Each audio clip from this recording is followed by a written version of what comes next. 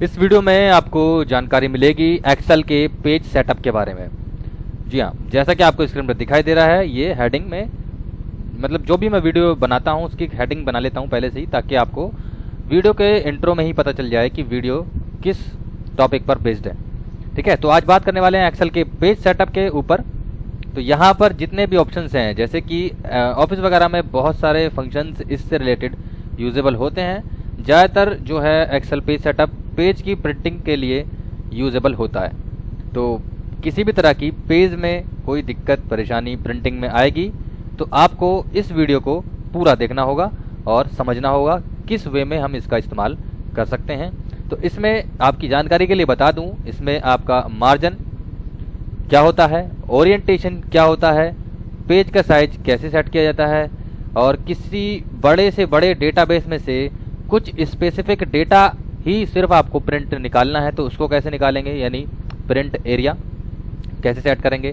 Page break क्या होता है, पेज का जो ये बैकग्राउंड वाला ऑप्शन है इसका इस्तेमाल कैसे किया जाता है एक्सेल में। हालांकि ये प्रिंटिंग में नहीं आता है, लेकिन आमतौर पर ऑफिस वगैरह में इसका यूज़ कर लेते हैं बस अपने थोड़ा डेकोरेशन के लिए। तो ये सारी चीज़ें हम इस वीडियो में देखने वाले हैं। तो प्लीज़ गाइज वीडियो को लास्ट तक आपको देखना होगा, तभी प्रॉपर वे में समझ आएगा। ठीक है, तो बढ़ते हैं टॉपिक की तरफ। यहाँ पे सबसे पहले मैं इस डेटाबेस को जो है अगली शीट पर वो कर देता हूँ, कॉपी पेस्ट। यहाँ पर ये देखिए, ओके। ये होने के बाद में आपको करना क्या है, यहाँ से सबसे पहला ऑप्शन हम समझेंगे मार्जिन।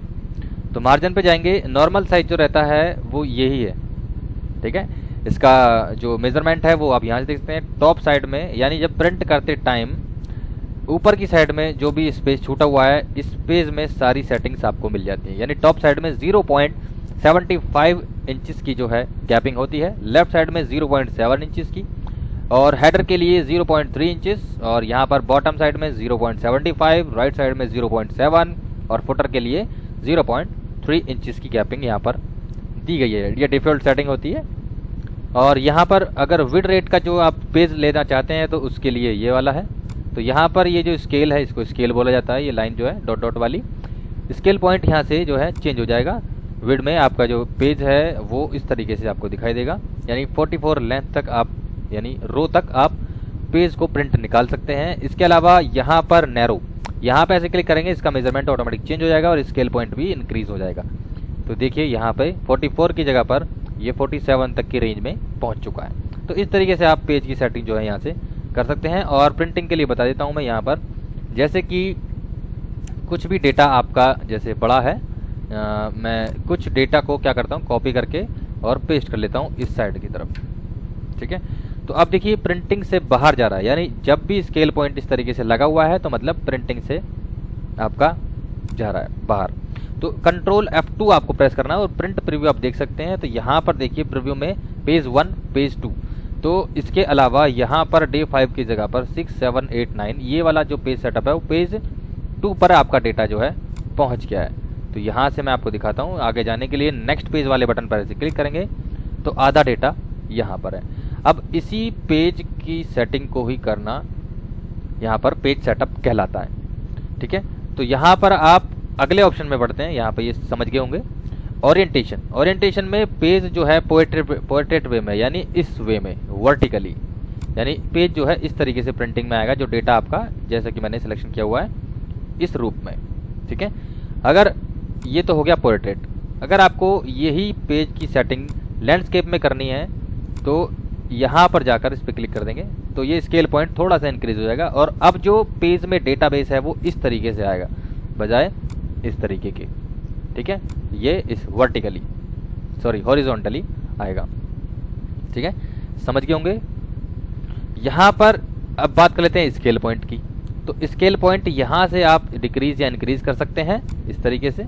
जितना आप इसको इस तरीके से कम करेंगे उसके हिसाब से जो है स्केल पॉइंट आपका इंक्रीज होगा। अगर बढ़ाएंगे तो ये स्केल पॉइंट थोड़ा नज़दीक आता जाएगा आपके डेटाबेस के हिसाब से। जैसे कि मैंने कर दिया यहाँ पर 120, तो ये डेटाबेस का सिलेक्शन जो है सॉरी स्केल पॉइंट जो है यहाँ पर था, अब ये डे 6 के आसपास आ गया। तो प्रिंटिंग में डेटा जो है आपका इस स्केल पॉइंट पर डिपेंड करता है कि आपको प्रिंटिंग में कैसा चाहिए। मैं इसको नॉर्मल करने जा रहा हूँ, यहाँ से वापस से क्लिक करके 95% मैंने स्केल पॉइंट कर दिया, तो आपका जो डेटा है ये सारा का सारा प्रिंटिंग में इस टाइप से आ जाएगा। ये देखिए जूम करके दिखाता हूँ, डे 1 से लेकर 5 तक है, फिर उसके बाद में 7 6 8 9 4, ठीक है, और यहाँ से फिर से ये।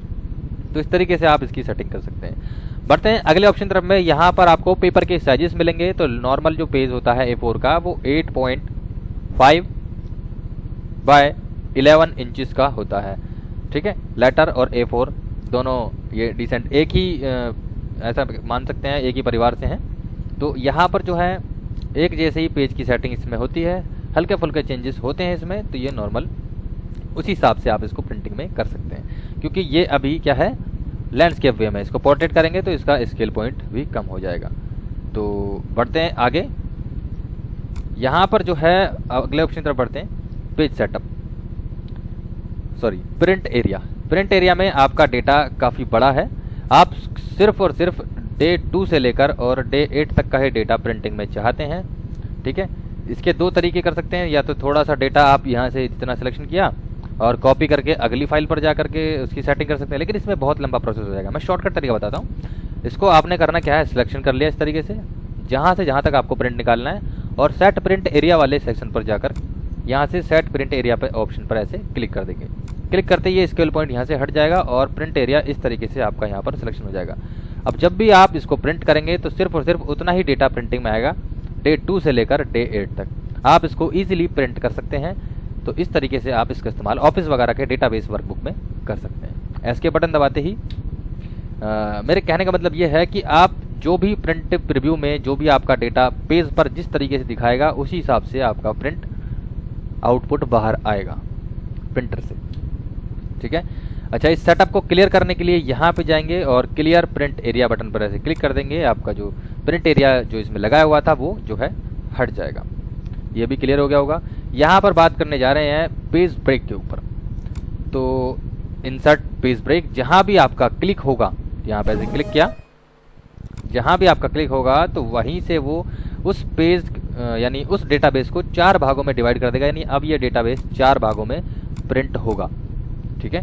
तो इसी को पेज ब्रेक करना कहा जाता है। जैसे कि मैं यहाँ पर ऐसे क्लिक कर देता हूँ, तो मैंने यहाँ पे क्लिक किया, सॉरी यहाँ कर देंगे, और यहाँ से पेज ब्रेक पे गए और इंसर्ट पेज ब्रेक इस पे कर दिया। तो यहाँ से जो है देखिए ये 1 2 3 एंड 4 4 भागों में प्रिंट की जो सेटिंग है वो डिवाइड हो गई। अब इसी तरीके से 4 पेजेस आपके निकलेंगे। देखिए यहाँ पर देखिए 1 और नेक्स्ट करता हूँ मैं 2, फिर नेक्स्ट करता हूँ, फिर 3 और फिर नेक्स्ट करता हूँ, फिर से 4। ये इस तरीके से 2 बार प्रेस हो गया, सॉरी। तो इस तरीके से आप प्रिंट जो है निकाल सकते हैं पेज ब्रेक करके। इस सेटिंग को हटाने के लिए यहाँ पे जाएंगे और इसमें एक ऑप्शन मिलेगा मुझे, रीसेट ऑल पेज ब्रेक। यहाँ पे ऐसे क्लिक करेंगे तो ये सारे जो पेज ब्रेक हुए थे वो सब हट जाएंगे। यहाँ पर एक ऑप्शन मिलता है मुझे बैकग्राउंड के लिए। तो बैकग्राउंड में आप कुछ भी पेज के बैकग्राउंड में इमेज सेट कर सकते हैं किसी भी तरह की। जैसे यहाँ पे क्लिक किया, मैंने सैंपल के लिए यहाँ पर एक इमेज ले लेता हूँ, यहाँ पर ये डेजर्ट वाला, और इसको मैं करता हूँ इंसर्ट। तो इंसर्ट पे क्लिक करते ही आपके पेज के बैकग्राउंड में या सेल्स के बैकग्राउंड में यहाँ पर ये इमेज पूरे में सेट हो जाएगी इस तरीके से। ये पूरे वर्कबुक में ही है, यानी इस वाली सीट में ही है, ये कहीं तक भी आप देख सकते हैं। तो ये रेगुलरली वहीं तक आपको मिलेगी। ओके, तो ये भी क्लियर हो गया होगा। अब डिलीट करना है सिंपल, जहाँ पर बैकग्राउंड का ऑप्शन आ रहा था वहीं पर डिलीट बैकग्राउंड का ऑप्शन आएगा, या वापस से ऐसे क्लिक कर देंगे तो ये बैकग्राउंड आपका डिलीट हो जाएगा। ये सारी सेटिंग्स आपको क्लियर हो गई होंगी। अब जो सारी सेटिंग्स इसमें हमने यहाँ पर सीखी थी वो सारी इसमें मिलेंगी, थोड़ी सी एडिशनल मिलेंगी। तो यहाँ पर देखिए ये सीट के लिए है, और यहाँ पर जो है ये पेज के लिए है, ये मार्जिन के लिए है, और ये हेडर फुटर के लिए। इनके स्पेसिफिक जो हैं सेक्शन बनाए हुए हैं। इसके अलावा यहाँ पर आप समझते हैं पोर्ट्रेट और लैंडस्केप, जो कि हम इस वाले ऑप्शन में समझ चुके हैं। आपको प्रिंट निकालते टाइम यहीं से डायरेक्टली सेटिंग करनी होती है, तो आप यहाँ से भी कर सकते हैं। स्केलिंग के लिए मैं यहाँ पर बता चुका हूँ, ठीक है। जितना स्केल पॉइंट रहेगा उसके हिसाब से आपका पेज की जो सेटिंग है वो प्रॉपर वे में हो जाएगी। फिट का मतलब इसका जो मेजरमेंट है यानी गैपिंग है वो आप कितना स्पेस छोड़ना चाह रहे हैं लेफ्ट में और राइट में, इसके लिए, ठीक है। तो वो 1-1 इंच इसकी है, तो इसलिए ये हो गया। पेपर के साइजेस आप यहाँ से लेना चाहते हैं तो यहाँ से कर सकते हैं। प्रिंट की क्वालिटी कैसी रखनी है, नॉर्मली जो रहता है 300 dpi पर रहता है, तो इससे थोड़ा सा डार्क प्रिंट निकल के आता है अच्छी क्वालिटी में। ओके, यहाँ पर मार्जिन की बात कर लेते हैं। मार्जिन में इस पेज की जो सेटिंग है जो आपने लिया हुआ है यहाँ पर A4 में मार्जिन एरिया जो है टॉप साइड में कितना है 0.75 इंचेस, हेडर सेक्शन का कितना है, आप इसको कम या ज़्यादा भी कर सकते हैं। तो प्रिंट की सेटिंग उसी हिसाब से यहाँ पर हो जाएगी। ठीक है, ये क्लियर हो गया। ओके, हेडर फुटर के लिए चलते हैं। हेडर फुटर में आप जो भी एरिया यहाँ पर चूज़ करके क्लिक करते हैं तो वो ही आपके प्रिंटिंग में आएगा। फुटर में आप जो भी चाहते हैं तो वो क्लिक कर लिया, ये भी इस तरीके से प्रिंटिंग में आएगा। शीट की बात कर लेते हैं। शीट में थोड़ा सा ये प्रिंट एरिया और प्रिंट टाइटल ये दिया हुआ है। यहाँ पे ऐसे क्लिक किया, प्रिंट एरिया में आपको रिपीट जो करना है, ठीक है, यानी प्रिंट एरिया ये वाला ऑप्शन है कि आपको कितना प्रिंट निकालना है, उसकी रेंज को सिलेक्शन कर देंगे तो उतना ही आपका डेटा प्रिंटिंग में आएगा यहाँ पर। ठीक है, अच्छा यहाँ पर पूछ रहा है रो टू रिपीट एट टॉप, यानी ऊपर की साइड की जितनी भी रो हैं वो आपको रिपीट करनी है प्रिंटिंग में। यानी इसी पेज के आपका अभी तो छोटा डेटाबेस है, लेकिन ये एक पेज से अगर बाहर जाता, मान लीजिए 2-3 हज़ार सीट नहीं, रो या फिर कॉलम का डेटा होता इस रेंज में, इस तरीके से, तो हेडर जो सेक्शन है उसको आप रिपीट करना चाहते हैं, क्योंकि प्रिंटिंग में हर पेज पर यही हमें चाहिए ताकि सामने वाले को पढ़ने में थोड़ी आसानी हो। तो इसीलिए हमने इस ऑप्शन का इस्तेमाल मैं इस वीडियो में बता रहा हूँ। तो यहाँ पे अगर जो आपके हेडर सेक्शन हैं वो अगर रो वाइज हैं, यानी इस तरीके से, यानी डे 1 यहाँ की बजाय यही है, और डे 2 फिर यहाँ है, डे 3 जो है फिर यहाँ है, फिर डे 4, डे 5, डे 6, इस तरीके से जितने भी हेडर सेक्शन है वो रो लेवल में है, रो के अकॉर्डिंग। तो आप इस एरिया को सिलेक्शन करके इस एरिया को इस तरीके से सिलेक्शन कर पाएंगे। और अगर कॉलम वाइज हैं तो यहाँ पे ऐसे क्लिक करेंगे और जो है इस रेंज को इस तरीके से आपको करना होगा। ये हो गया, सॉरी मैंने उल्टा बता दिया थोड़ा, यहाँ पे हुआ अगर कॉलम वाइज है तो कॉलम के अकॉर्डिंगली और रो वाइज है तो रो के अकॉर्डिंगली। और यहाँ से आप डायरेक्टली प्रीव्यू भी देख सकते हैं। तो जितने पेजेस होंगे हर पेज में जो है वो आपका सारी सेटिंग इसमें हो जाएगी। ठीक है, तो क्लियर हो गया होगा ये सारी सेटिंग। तो आप इसी तरीके से पेज की सेटिंग यहाँ से आप इसका इस्तेमाल कर सकते हैं। तो उम्मीद करता हूँ ये ऑप्शन सभी के सभी आपको क्लियर हो गए होंगे। फिर भी अगर किसी प्रकार कोई दिक्कत या परेशानी होती है तो आप मुझे कमेंट में ज़रूर बताएंगे। ठीक है, और वीडियो अगर पसंद आई है तो प्लीज़ गाइस इसको लाइक कर दीजिए, क्योंकि लाइक बटन से मुझे मोटिवेट मिलता है, और डिसलाइक भी करेंगे तो भी चलेगा, कोई बात नहीं।